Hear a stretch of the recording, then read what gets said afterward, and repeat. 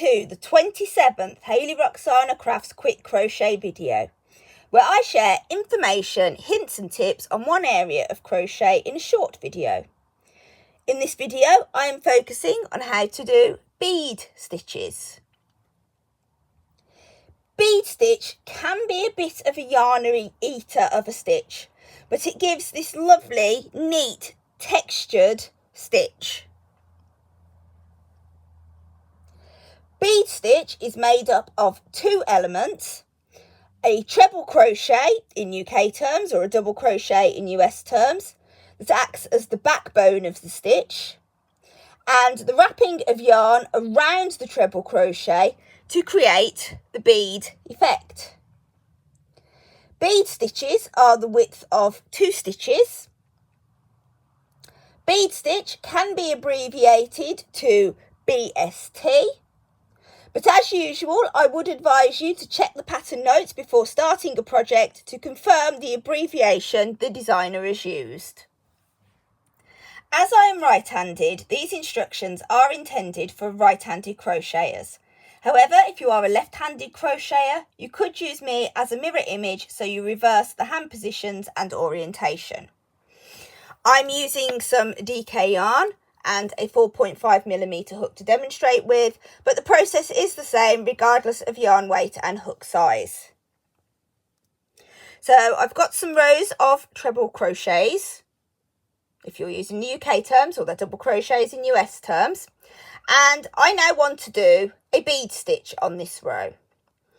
So I need to skip this stitch here, and I'm going to work into the next stitch along. So I'm going to start by doing my treble crochet in UK terms or the double crochet in US. So that's a yarn over and insert the hook into that stitch.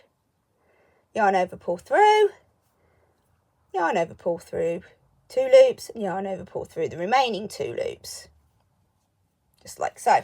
So I now need to create the bead effect around this stitch.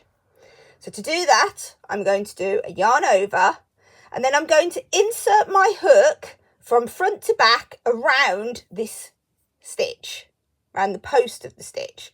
So front to back, like so. And then I just need to pull through my yarn to pull up another loop. And then I'm going to repeat that 2 more times. So yarn over, insert front to back, and pull through another loop. And then once more, and you want to make sure you've not got these loops too tight on your hook. So yarn over, insert front to back, yarn over, and pull through. Okay, so like I said, try and keep those not too tight, because then once you've done that 3 times, you want to do a yarn over and you're going to pull through all of those loops.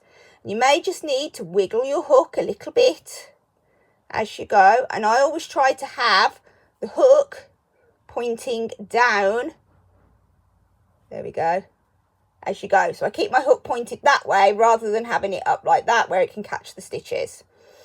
And there you go, there is your bead stitch. And then you can continue doing more bead stitches or whatever stitches you need. You can create a whole row of bead stitches like here in this blanket, but remember to leave a space before each bead stitch. If doing a row of bead stitches, you do also need at least 1 ordinary treble crochet at either end of the row just to help stabilise it. If you have any questions about bead stitches, please pop them in the comments. And in the next quick crochet video, I will share some tips for reading crochet patterns.